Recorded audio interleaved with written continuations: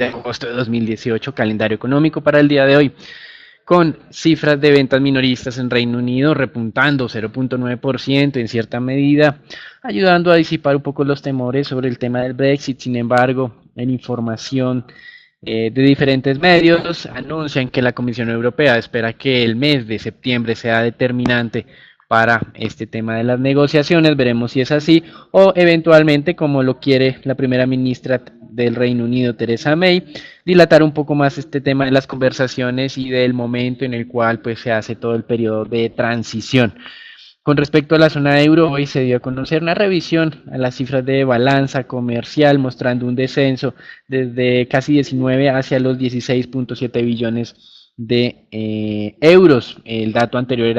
el dato preliminar era de 16.9. En los Estados Unidos, las solicitudes a subsidios al desempleo siguen extremadamente bajas, mostrando la fortaleza de ese mercado laboral, solamente 212.000 solicitudes, y hubo un leve repunte en lo que son las licencias de construcción, pero los inicios de construcción continúan muy bajos. Esas expectativas sobre el mercado inmobiliario estadounidense de mejora del mismo no se están materializando. Con respecto a América Latina, hoy tendremos las cifras de confianza de consumidor en Colombia, la publicación de minutas del Banco Central en México. Y en los anuncios de las últimas horas se destaca una formalización ante la OMC de una queja del gobierno turco por los aranceles implementados por los Estados Unidos. Y en esta parte, pues recuerden que los Estados Unidos está recibiendo varias quejas ante la OMC, no solamente de Turquía, sino también de China y de algunos otros países que se han visto afectados por esa nueva política comercial. Con respecto a Turquía, Qatar, que está en cierta medida tiene un conflicto con sus vecinos, anunció que invertirá 15 billones de dólares, los cuales podrían ser canalizados a través del sector bancario turco, una de las grandes perjudicados durante las últimas jornadas. Y en China se dio a conocer, y en los Estados Unidos también, que a finales de este mes funcionarios de menor rango van a estar reunidos en Washington para eventualmente explorar la posibilidad de reiniciar las negociaciones de índole comercial, y esto ha mejorado en algo la dinámica de los mercados accionarios. Esta mañana teníamos nuevamente descensos importantes en los mercados asiáticos con algo de moderación una vez se conoció esta información de la noticia de un eventual acercamiento desde la parte comercial. En Europa, los principales mercados van con valorizaciones positivas, y los futuros en los Estados Unidos también muestran algo de avances a la apertura de esta jornada. En Brasil, el Partido de los Trabajadores efectivamente confirmó lo que se venía especulando, y era el registro del expresidente Lula como su candidato para las próximas elecciones. Sin embargo, estamos pendientes de la decisión del Tribunal Electoral, que en teoría, como hemos mencionado ya en varias ocasiones, si se acoge a la ley, tendría que frenar o prohibir esta iniciativa del Partido de los Trabajadores, y este partido tendría entonces que elegir a un sucesor. El fiscal en Brasil, el fiscal general, también envió una petición para impedir esta inscripción. Y en Argentina, el gobierno conminó a las entidades a adquirir unos bonos de corto plazo, conocidos como Novak, como un mecanismo para evitar querer incrementar el encaje bancario, es decir, por las buenas les hizo invertir en unos títulos del gobierno argentino. Con respecto a los mercados accionarios, como manifestábamos, las cosas van mejorando paulatinamente, y en temas corporativos es interesante ya la oficialización de la investigación de la SEC en contra de Tesla por la manera en que su presidente ejecutivo ha revelado los planes de recompra de acciones a un precio de $420 para sacar esta compañía del mercado público de valores. La afirmación de que el financiamiento para la operación estaba garantizado puede estar o pudo infringir más bien las normas del mercado de valores. Y al mismo tiempo, el día de ayer se dio a conocer que Goldman Sachs incluía la acción de Tesla en una lista restringida de acciones. Básicamente lo que hacen estas listas restringidas es que las compañías y los funcionarios de la compañía tienen unas restricciones para negociar estos activos, y eso se hace generalmente cuando las compañías tienen algún tipo de asesoría o de contrato con esas empresas listadas en bolsa. Por lo tanto, este anuncio o esta inclusión ha sido tomada por el mercado como la confirmación de que efectivamente Goldman Sachs podría ser uno de los asesores financieros en este proceso.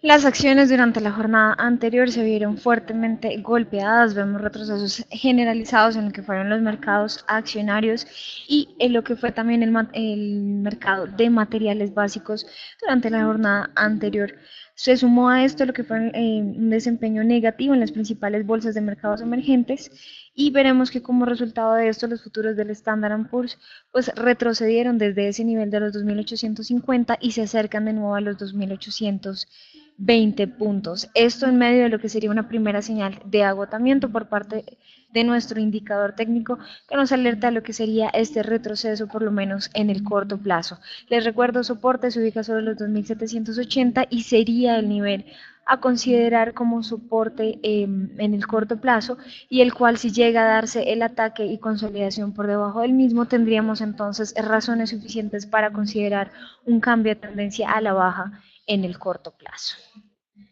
En cuanto al mercado de divisas, vemos que es una jornada de recuperación para las principales monedas globales. La mayoría se mantienen en el terreno positivo. Sobresale el avance del peso mexicano del 0.73% y el real brasilero con un avance del 0.68%. En cuanto a la lira turca, vemos que pues también es una jornada de recuperación para esta moneda fuertemente golpeada. Les recuerdo que en lo corrido del año ha caído más de un 40% frente al dólar y hasta ahora vemos un avance del 2.78% como por un intento de recuperar algo de ese terreno perdido después de las medidas tomadas por el Banco Central por intentar ajustar la liquidez en el mercado cambiario. En cuanto al mercado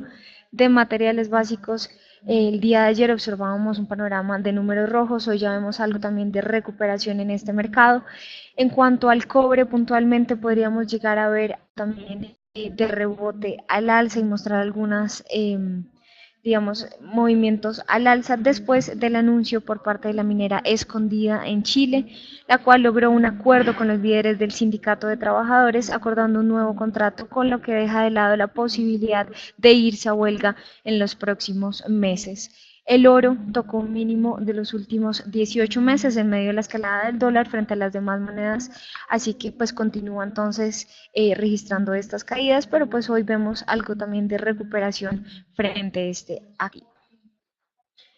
En cuanto al mercado de petróleo, el día de ayer el dato de inventarios oficial sorprendió con un aumento de 6.8 millones de barriles por encima de lo esperado por el mercado e incluso por el dato de API que mostraba un avance de 3.6 millones de barriles. Por su parte, los inventarios de gasolina cayeron 640.000 por debajo también de la caída esperada del mercado que era una caída de 1.5 millones de barriles. Como resultado de esto, el petróleo profundizó la caída. Veíamos que el nivel de los $66 era el soporte a tener en cuenta durante la jornada anterior, lo rompió inmediatamente, se conoció el dato, con lo cual se está acercando a nuevos niveles de los $65, que son niveles que observamos durante junio de este año, donde el soporte se ubica en los 64 y fue el mínimo registrado para mediados de junio. Así que este es el nivel a monitorear por lo menos en el corto plazo en medio de esta tendencia negativa que fue anunciada desde agosto, desde el 8 de agosto y que continúa entonces su movimiento a la baja.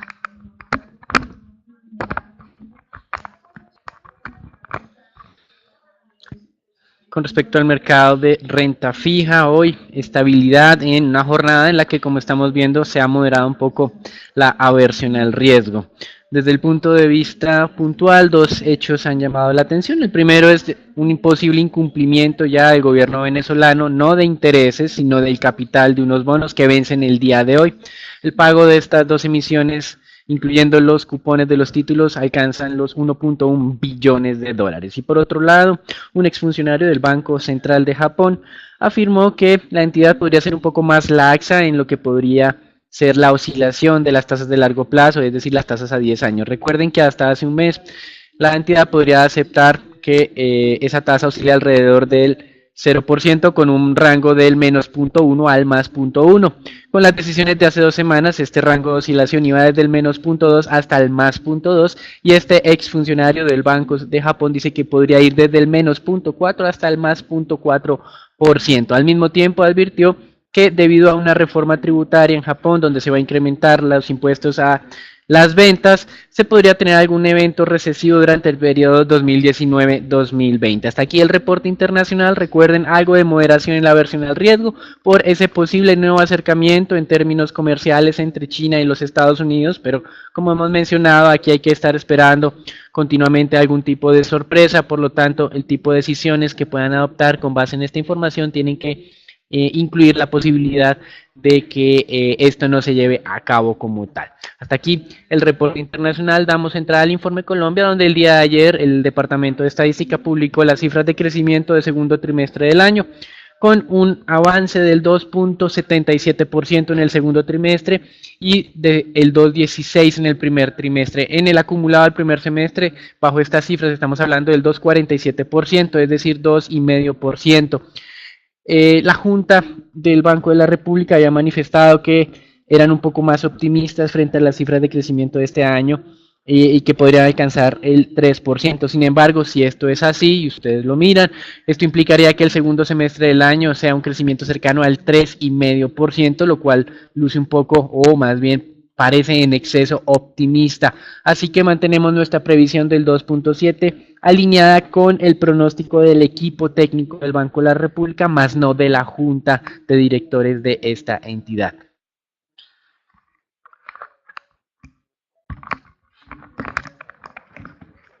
Pasando con el índice Colcap, vemos que continúa esa tendencia a la baja el día de ayer, de hecho, a pesar de que tuvimos y lo que será una jornada después de la gran cantidad de resultados corporativos de segundo trimestre que han sorprendido en su mayoría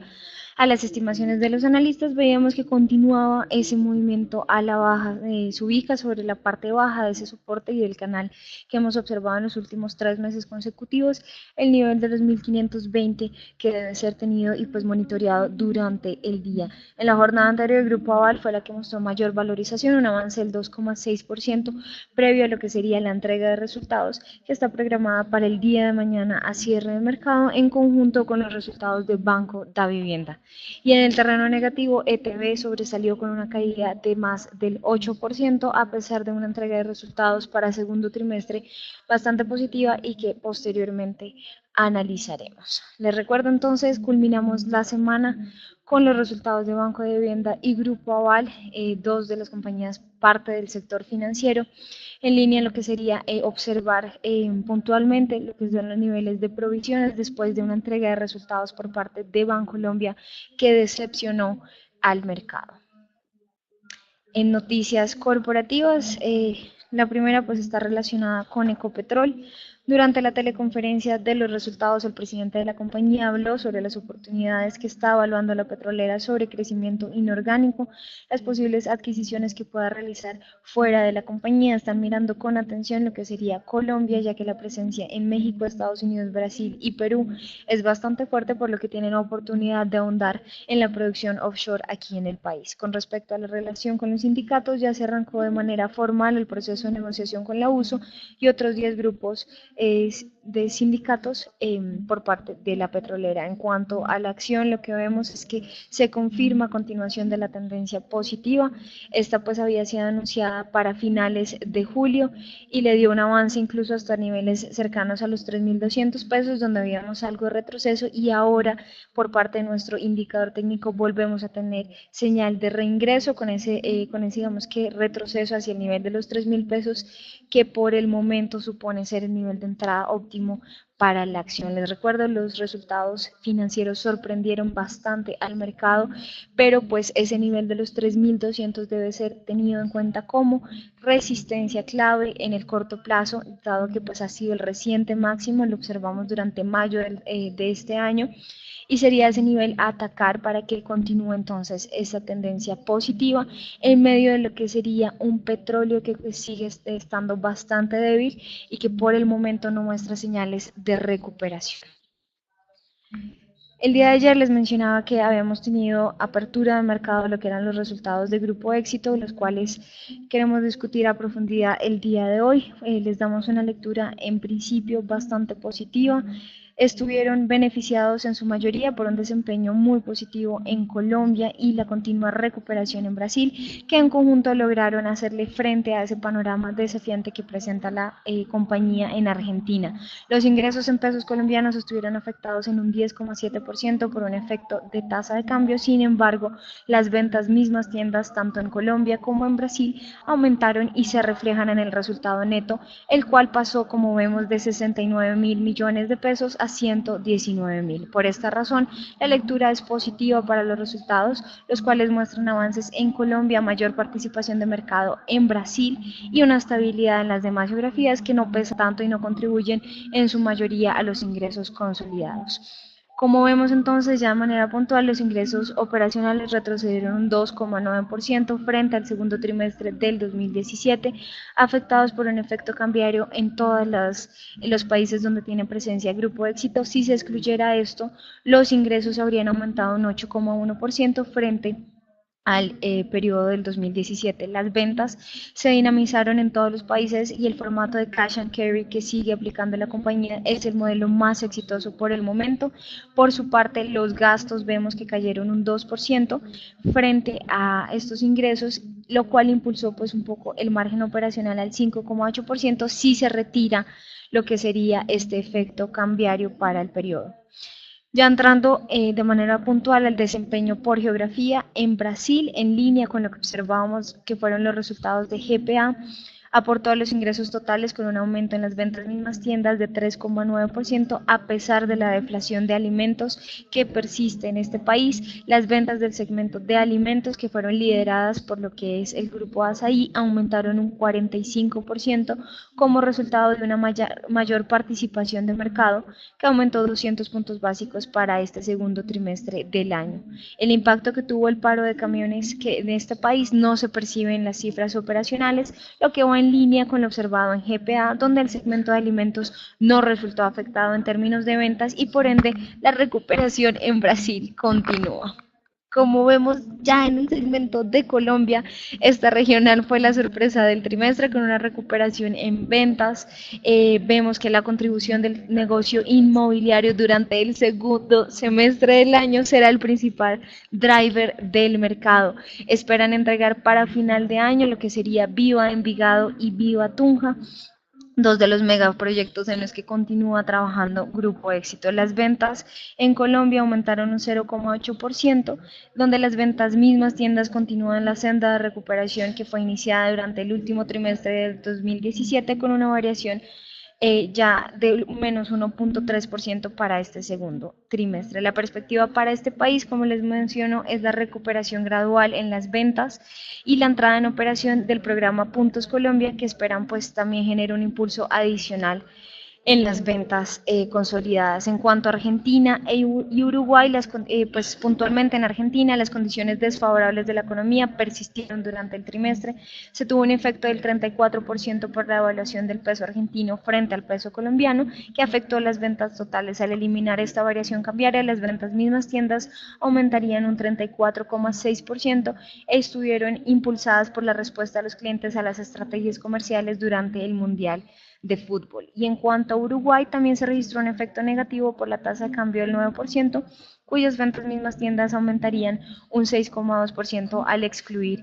este efecto. El segmento de retail en disco estuvo beneficiado por las ventas durante el Mundial de Fútbol también, lo cual en conjunto pues a menores costos generó que el margen EBITDA de esta filial pasara de 6,5% a 6,8%, con lo cual la utilidad neta de la controladora vemos avanzó un 71%, el EBITDA de hecho vemos también una mejora en lo que fue el margen EBITDA del 8% al 8,3%,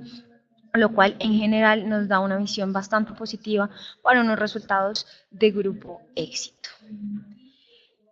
Y el día de ayer a cierre de mercado tuvimos los resultados de ETB. La entrega pues sorprendió bastante al mercado, registrando una utilidad neta positiva para el periodo. Por primera vez se está en el terreno positivo en los últimos 4 años. Los ingresos registraron un aumento del 5% frente al segundo trimestre del 2017, pero pues fue el control de costos y gastos operacionales lo que sorprendió. Por primera vez en varios trimestres disminuyeron, presentaron una caída del 38,5%, permitiendo así que la utilidad operacional también por primera vez después de varios